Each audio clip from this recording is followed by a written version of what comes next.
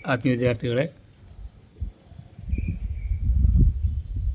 2024-2025 ಸಾಲಿನಲ್ಲಿ ಪರೀಕ್ಷೆ ಬರೆಯುವ ಆತ್ಮೀಯ ವಿದ್ಯಾರ್ಥಿಗಳೇ, ನಾನಿಂದು ನಿಮಗೆ ಚರ್ಚೆಗೆ ತಂದಿರುವಂತಹ ಅಂಶ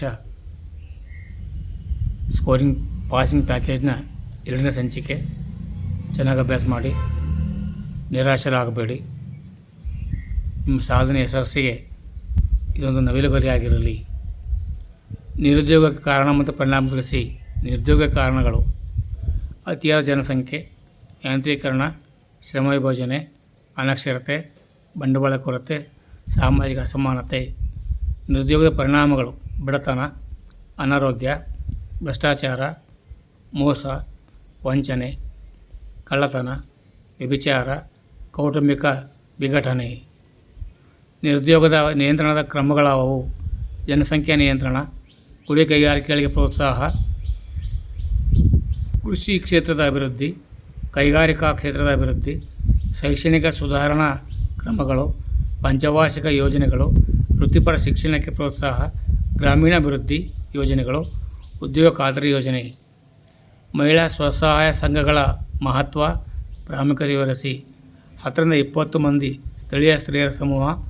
ಸ್ವಲ್ಪ ಹಣದ ಉಳಿತಾಯದ ಹಣದಿಂದ ಜೀವನಕ್ಕೆ ನೆರವು, ಆರ್ಥಿಕವಾಗಿ ಸಾಮಾಜಿಕವಾಗಿ ಸಬಲರಾಗುವವರು, ಸ್ವಾವಲಂಬಿ ಜೀವನ ನಡೆಸಲು ಸಹಾಯಕ, ದೌರ್ಜನ್ಯಗಳನ್ನು ಎದುರಿಸಲು ಸಹಾಯಕ, ಸ್ವ ಉದ್ಯೋಗ ಕೈಗೊಳ್ಳಲು ನೇಮಕ. ಬಾಲ್ಯ ವಿವಾಹ ಅಥವಾ ಬಾಲಕಾರ್ಮಿಕ ಅಥವಾ ವರದಕ್ಷಿಣೆ ಪದ್ಧತಿಗೆ ಕಾರಣ ಮತ್ತು ಪರಿಣಾಮಗಳನ್ನು ತಿಳಿಸಿ. ಕಾರಣಗಳು ಎಲ್ಲದಕ್ಕೂ ಒಂದೇ ಆಗಿರ್ತದೆ ಇಲ್ಲಿ: ಬಡತನ, ಅನಕ್ಷರತೆ, ಕೌಟುಂಬಿಕ ಹಿಂಸೆ, ಮಕ್ಕಳ ಅಪಹರಣ, ಕಾನೂನುಗಳ ಕೊರತೆ. ಪರಿಣಾಮಗಳು: ಅನಾರೋಗ್ಯ, ಅಪೌಷ್ಟಿಕತೆ, ಮಕ್ಕಳ ಹಕ್ಕುಗಳ ಉಲ್ಲಂಘನೆ, ಮಕ್ಕಳ ಮೇಲೆ ದೌರ್ಜನ್ಯ. ಭಾರತದ ವಾಯುಗುಣದ ಋತುಮಾನಗಳಾವವು: ಭಾರತದ ವಾಯುಗುಣದ ಋತುಮಾನಗಳೆಂದರೆ ಬೇಸಿಗೆಕಾಲ, ಮಳೆಗಾಲ, ಚಳಿಗಾಲ, ಮಾನ್ಸೂನ್ ನಿರ್ಗಮನ ಕಾಲ. ಭಾರತ ವಾಯುಗುಣವನ್ನು ನಿರ್ಧರಿಸುವ ಅಂಶಗಳಾವವು: ಅಕ್ಷಾಂಶ, ಮಾರುತಗಳ ದಿಕ್ಕು, ಸಾಗರಗಳ ಪ್ರವಾಹ, ಸಾಗರಗಳಿಂದ ಇರುವ ದೂರ, ಸಮುದ್ರ ಮಟ್ಟದಿಂದ ಇರುವ ದೂರ. ಭಾರತ ಜನರ ಮುಖ್ಯ ಉದ್ಯೋಗ: ಭಾರತದ ವ್ಯವಸಾಯವನ್ನು ಮಾನ್ಸೂನ್ ಉದ್ಯೋಗ ಎಂದು ಕರೆಯುತ್ತಾರೆ. ಭಾರತ ಜನರ ಮುಖ್ಯ ಉದ್ಯೋಗ. ಮಣ್ಣಿನ ಸಂರಕ್ಷಣಾ ವಿಧಾನಗಳಾವವು: ಇಳಿಜಾರಿಗೆ ಅಡ್ಡಲಾಗಿ ಉಳುಮೆ, ಅಡ್ಡಬದುಗಳ ನಿರ್ಮಾಣ, ಮಳೆ ಹೆಚ್ಚಿದರೆ ಪ್ರವಾಹ, ಮಳೆ ಬರದಿದ್ದರೆ ಬರಗಾಲ. ಮಣ್ಣಿನ ಸವೆತಕ್ಕೆ ಕಾರಣಗಳು ಮತ್ತು ಅದರ ಪರಿಣಾಮಗಳಾವವು: ಕಾರಣಗಳು ವ್ಯವಸಾಯ ಕ್ಷೇತ್ರಗಳ ನಿರ್ಮಾಣ, ಅರಣ್ಯನಾಶ ತಡೆಗಟ್ಟುವುದು, ಅರಣ್ಯಗಳ ಬೆಳೆಸುವುದು, ಅತಿಯಾಗಿ ಮೇಯಿಸುವಿಕೆ ನಿಯಂತ್ರಣ, ನೀರಿನ ಯೋಜಿತ ಬಳಕೆ, ಚೆಕ್ ಡ್ಯಾಮ್ಗಳ ನಿರ್ಮಾಣ. ಮಣ್ಣಿನ ವಿವಿಧ ಪ್ರಕಾರಗಳಾವವು: ಮೆಕ್ಕಲ ಮಣ್ಣು, ಕಪ್ಪು ಮಣ್ಣು, ಕೆಂಪು ಮಣ್ಣು, ಜಂಬಿಟ್ಟಿಗೆ ಮಣ್ಣು, ಮರುಭೂಮಿ ಮಣ್ಣು, ಪರ್ವತ ಮಣ್ಣು. ಅರಣ್ಯಗಳ ಮಹತ್ವ ತಿಳಿಸಿ.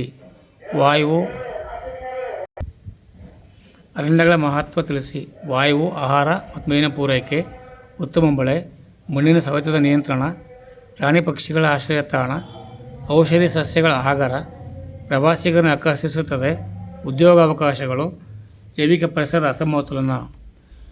ಅರಣ್ಯ ನಾಶಕ್ಕೆ ಕಾರಣಗಳಾವವು: ವ್ಯವಸಾಯದ ವಿಸ್ತರಣೆ, ಹೈನುಗಾರಿಕೆ, ರಸ್ತೆಗಳು, ರೈಲು ಮಾರ್ಗಗಳು, ಕಾಡ್ಗಿಚ್ಚು, ಗಣಿಗಾರಿಕೆ, ನೀರಾವರಿ ಯೋಜನೆಗಳ ನಿರ್ಮಾಣ. ಅರಣ್ಯ ಸಂರಕ್ಷಣಾ ವಿಧಾನಗಳಾವವು: ಘರ್ಷಿತ ಮರಗಳ ತೆರವು, ರೋಗಗಳ ನಿಯಂತ್ರಣ, ಸಸಿಗಳ ನೆಡುವುದು, ಬೀಜಗಳ ಹರಡುವಿಕೆ, ಮರ ಕಡಿಯುವುದರ ನಿಯಂತ್ರಣ, ಸಾಮಾಜಿಕ ಅರಣ್ಯ ಯೋಜನೆ, ಸಾಕು ಪ್ರಾಣಿಗಳ ಮೇಯಿಸುವಿಕೆ ನಿಯಂತ್ರಣ. ಅರಣ್ಯ ಸಂರಕ್ಷಣಾ ವಿಧಾನಗಳು ಯಾವುವು?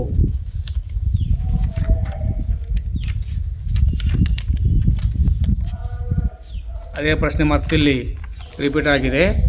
ಘರ್ಷಿತ ಮರಗಳ ತೆರವು, ರೋಗಗಳ ನಿಯಂತ್ರಣ, ಸಸ್ಯಗಳ ನೆಡುವುದು, ಬೀಜಗಳ ಹರಡುವಿಕೆ, ಮರ ಕಡಿಯುವುದು, ಸಾಮಾಜಿಕ ಅರಣ್ಯಗಳ ಯೋಜನೆ. ಭಾರತ ವ್ಯವಸಾಯದ ವಿವಿಧ ಪ್ರಕಾರಗಳಾವವು: ಸಾಂದ್ರ ಬೇಸಾಯ, ಜೀವನಾಧಾರ ಬೇಸಾಯ, ಸ್ಥಿರ ಬೇಸಾಯ, ಸ್ಥಳಾಂತರ ಬೇಸಾಯ, ವಾಣಿಜ್ಯ ಬೇಸಾಯ, ಮಿಶ್ರ ಬೇಸಾಯ, ತೋಟಗಾರಿಕಾ ಬೇಸಾಯ, ಪುಷ್ಪ ಕೃಷಿ ಬೇಸಾಯ. ವ್ಯವಸಾಯದ ಮಹತ್ವ ವಿವರಿಸಿ ಅಥವಾ ವ್ಯವಸಾಯದ ಪ್ರಾಮುಖ್ಯತೆಯನ್ನು ವಿವರಿಸಿ. ಭಾರತೀಯರ ಪುರಾತನ ಉದ್ಯೋಗ, ಆಹಾರ ಧಾನ್ಯಗಳ ಉತ್ಪಾದನೆ, ಜೀವನಾಧಾರ ಉದ್ಯೋಗ, ಹೆಚ್ಚು ಜನರಿಗೆ ಉದ್ಯೋಗ, ಕೈಗಾರಿಕಾ ಕಚ್ಚಾ ವಸ್ತು, ತೃತೀಯ ವಲಯದ ಘೋಷಣೆ, ರಾಷ್ಟ್ರೀಯ ಆದಾಯಕ್ಕೆ ಕೊಡುಗೆ, ಆರ್ಥಿಕ ಅಭಿವೃದ್ಧಿ. ರಸ್ತೆ ಸಾರಿಗೆಯ ತೊಡಕುಗಳಾದವು. ಮಳೆಗಾಲದಲ್ಲಿ ಸಂಚಾರ ಅನುಪಯುಕ್ತ, ಪರಿಸರ ಮಾಲಿನ್ಯ, ವಾಹನ ದಟ್ಟಣೆ, ಅಘಾತಗಳು, ಮಳೆ ಪ್ರವಾಹ ಮತ್ತು ಚಂಡಮಾರುತಗಳಿಂದ ರಸ್ತೆಗಳಿಗೆ ಹಾನಿ. ರಸ್ತೆಗಳ ನಿರ್ಮಾಣ ಮತ್ತು ನಿರ್ವಹಣೆ ಅಸಮರ್ಪಕವಾಗಿರುತ್ತದೆ. ರಸ್ತೆಗಳ ಬದಿ ಅಗತ್ಯ ವಸ್ತು ಕೊರತೆ ಇರುತ್ತದೆ. ಕೈಗಾರಿಕೆಗಳ ಸ್ಥಾನೀಕರಣದ ಮೇಲೆ ಪ್ರಭಾವ ಬೀರುವ ಅಂಶಗಳಾವು. ಕಚ್ಚಾ ವಸ್ತುಗಳು, ಶಕ್ತಿ ಸಂಪನ್ಮೂಲಗಳು, ಮಾರುಕಟ್ಟೆ, ಸಂಚಾರ ಸೌಲಭ್ಯ, ಕಾರ್ಮಿಕರ ಪೂರೈಕೆ, ತಾಂತ್ರಿಕತೆ, ಸರ್ಕಾರದ ನೀತಿ ನಿಯಮಗಳು. ಇಲ್ಲಿ ಪ್ರಶ್ನೆಗಳು 4 ಇರ್ತದೆ. ಅದು ಪರಿಣಾಮ ಎಲ್ಲದಕ್ಕೂ ಒಂದೇ ಆಗಿರ್ತದೆ. ಉದಾಹರಣೆಗೆ ಚಂಡಮಾರುತ, ಪ್ರವಾಹ, ಭೂಕಂಪ, ಭೂಕುಸಿತ, ಕಡಲ ಕೊರತೆದ ಪರಿಣಾಮಗಳು ಯಾವಂತ ಕೇಳ್ತಾರೆ. ಅದಕ್ಕೆ ಉತ್ತರ ನಾವು ಜನರ ಸಾವು ನೋವು, ಆಸ್ತಿಪಾಸ್ತಿ ನಷ್ಟ, ರಸ್ತೆಯಲ್ಲಿ ಮರಗಳ ನಾಶ, ಸಾಂಕ್ರಾಮಿಕ ರೋಗ, ಅರಣ್ಯ ನಾಶ, ಬೆಳೆ ನಾಶ ಅಂಥೇಳಿ ಇಲ್ಲಿ ಬರಿಬೇಕಾಗ್ತದೆ.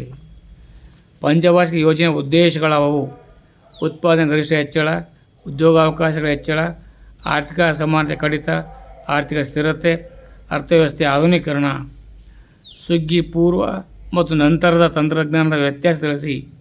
ಈಗ ಮೊದಲನೇದಾಗಿ ಸುಗ್ಗಿ ಪೂರ್ವ ತಂತ್ರಜ್ಞಾನ ನೋಡ್ಕೊಂಡು ಬರೋಣ.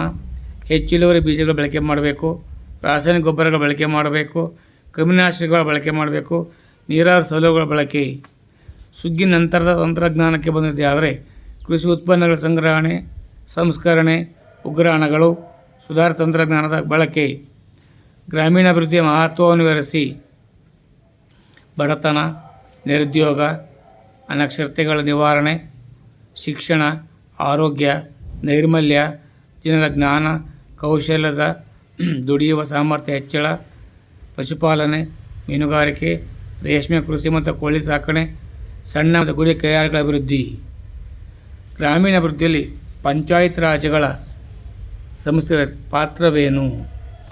ಮೂಲಭೂತ ಸೌಲಭ್ಯಗಳು, ಶಿಕ್ಷಣ ಮತ್ತು ವೃತ್ತಿ ತರಬೇತಿಗೆ ಪ್ರೋತ್ಸಾಹ, ಆರೋಗ್ಯ ಮತ್ತು ನೈರ್ಮಲ್ಯ ಸೌಲಭ್ಯಗಳು, ಸ್ವ ಉದ್ಯೋಗ ಯೋಜನೆಗಳು, ವಸತಿ ಯೋಜನೆಗಳು, ಸುವರ್ಣ ಗ್ರಾಮೋದಯ ಯೋಜನೆ. ವೈಯಕ್ತಿಕ ಹಣಕಾಸು ಮತ್ತು ಸಾರ್ವಜನಿಕ ಹಣಕಾಸುವಿನ ವ್ಯತ್ಯಾಸ ತಿಳಿಸಿ. ವೈಯಕ್ತಿಕ ಹಣಕಾಸು ಒಬ್ಬ ವ್ಯಕ್ತಿ, ಒಂದು ಕುಟುಂಬದ ಆದಾಯ ಮತ್ತು ವೆಚ್ಚಗಳಿಗೆ ಸಂಬಂಧಿಸಿದೆ. ಆದಾಯವನ್ನು ಅಂದಾಜು ಮಾಡಿ ವೆಚ್ಚ ಮಾಡುತ್ತಾರೆ. ಹಣಕಾಸಿನ ವ್ಯವಹಾರಗಳ ಗೌಪ್ಯತೆ, ಉಳಿತಾಯ ವ್ಯಕ್ತಿಯದ್ದಾಗಿರುತ್ತದೆ, ಕುಟುಂಬ ಪ್ರಗತಿಗೆ ಪೂರಕವಾಗಿರುತ್ತದೆ. ಸಾರ್ವಜನಿಕ ಹಣಕಾಸಿಗೆ ಬಂದರೆ ಸರ್ಕಾರದ ಆದಾಯ ಮತ್ತು ವೆಚ್ಚಕ್ಕೆ ಸಂಬಂಧಿಸಿದೆ. ವೆಚ್ಚವನ್ನು ಅಂದಾಜು ಮಾಡಿ ಆದಾಯವನ್ನು ಹೊಂದಿಸುತ್ತಾರೆ. ಹಣಕಾಸಿನ ವ್ಯವಹಾರ ಪ್ರಚಾರ ಮಾಡುತ್ತಾರೆ. ಉಳಿತಾಯ ದೇಶದ ಪ್ರಗತಿಗೆ ಕುಂಠಿತವಾಗುತ್ತದೆ. ಸಾರ್ವಜನಿಕ ಹಣಕಾಸಿನ ಮಹತ್ವವೇನು? ಸರ್ಕಾರದ ಕೋಶ ನೀತಿ, ದೇಶದ ಅಭಿವೃದ್ಧಿ, ಉತ್ಪಾದನೆಯ ಗರಿಷ್ಠ ಮಟ್ಟ ಹೆಚ್ಚಿಸುವ ತಂತ್ರಗಳು, ಜನರು ಶಾಂತಿ ನೆಮ್ಮದಿಯಿಂದ ಬದುಕುವಂತೆ ಮಾಡುವುದು, ಪ್ರಜೆಗಳ ಕಲ್ಯಾಣ ಹೆಚ್ಚಳ, ಬಡತನ ಮತ್ತು ನಿರುದ್ಯೋಗದ ಹೋಗಲಾಡಿಸುವುದು, ಬೆಲೆಗಳ ಏರಿಳಿತ, ಆರ್ಥಿಕ ಸ್ಥಿರತೆ ಸಾಧಿಸುವುದು. ಕೇಂದ್ರ ಸರ್ಕಾರದ ಆದಾಯದ ತೆರಿಗೆಯೇತರ ಆದಾಯದ ಮೂಲಗಳಾವು. ರಿಸರ್ವ್ ಬ್ಯಾಂಕ್ ಗಳಿಸುವ ನಿವ್ವಳ ಆದಾಯ, ಭಾರತೀಯ ರೈಲ್ವೆ ಗಳಿಸುವ ನಿವ್ವಳ ಆದಾಯ, ಅಂಚೆ ದೂರವಾಣಿಗಳ ಸೇವೆ ಬರುವ ಆದಾಯ, ಸಾರ್ವಜನಿಕ ಉದ್ಯಮಗಳ ಆದಾಯ, ನಾಣ್ಯ ಟಂಕಸಾಲೆಗಳಿಂದ ಬರುವ ಆದಾಯ. ಬ್ಯಾಂಕಿನ ಕಾರ್ಯಗಳು ಅಥವಾ ಸೇವೆಗಳು ಅಥವಾ ಅನುಕೂಲತೆಗಳು ಅಥವಾ ಲಕ್ಷಣಗಳಾವು. ಠೇವಣಿ ಅಂಗೀಕರಿಸುತ್ತದೆ, ಸಾಲ ನೀಡುತ್ತದೆ, ಹಣದ ವರ್ಗಾವಣೆ ಮಾಡುತ್ತದೆ, ಚೆಕ್ ಹುಂಡಿಗಳನ್ನು ಪಡೆಯುತ್ತದೆ, ಭದ್ರತಾ ಕಪಾಟುಗಳ ಸೌಲಭ್ಯ ಇದೆ. ಸಾಲ ಪತ್ರಗಳು. ಅಂಚೆ ಕಚೇರಿಗಳು ಸಲ್ಲಿಸುವ ಹಣಕಾಸಿನ ಸೇವೆಗಳಾವವು.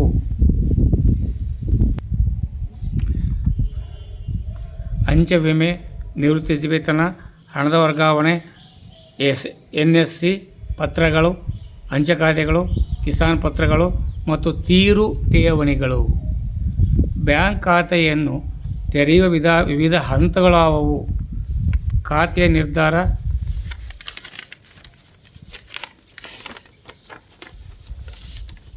ಪ್ರಸ್ತಾವನೆ ಅರ್ಜಿ, ಪರಿಚಿತರ ಉಲ್ಲೇಖ, ಅರ್ಜಿ ಸಲ್ಲಿಕೆ, ಅಧಿಕಾರಿ ಒಪ್ಪಿಗೆ, ಪ್ರಾರಂಭಿಕ ಠೇವಣಿ. ಉದ್ಯಮಿಯ ಗುಣಲಕ್ಷಣಗಳಾವವು.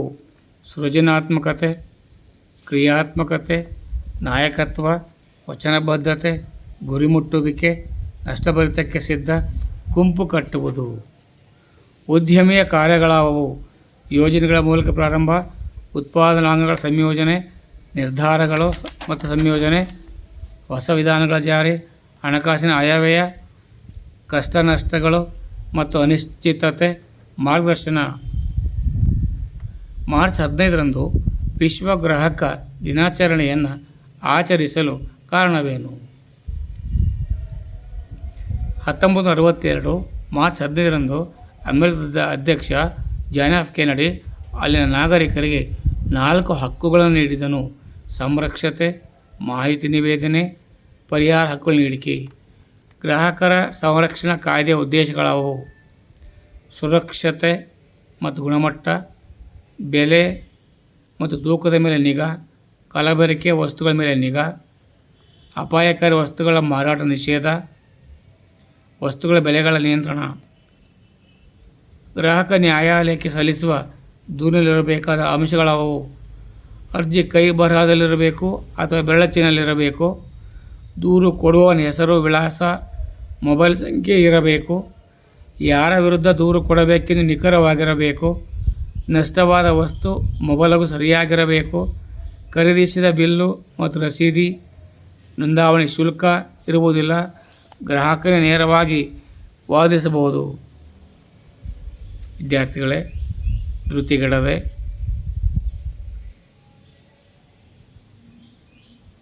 ಅಭ್ಯಾಸ ಮಾಡಿ. ಏಕಾಗ್ರತೆಯ ಪಾಲು ನಿಮ್ಮದಾಗಲಿ. ಪರೀಕ್ಷೆ ಯಶಸ್ಸಿಯ ಸಾಧನೆಗಳಾಗಲಿ. ಗೊಂದಲ ಮಾಡ್ಕೊಳ್ಬೇಡಿ, ಕನ್ಫ್ಯೂಸ್ ಮಾಡ್ಕೊಳ್ಬೇಡಿ. ಚೆನ್ನಾಗಿ ಅಭ್ಯಾಸ ಮಾಡಿರ್ತೀರ. ಈ ವರ್ಷ ಉತ್ತಮ ಸಾಧನೆ ಪಡಿತೀರ ಅಂತ ಹೇಳ್ತೀನಿ. ಶುಭಾಶಯಗಳು.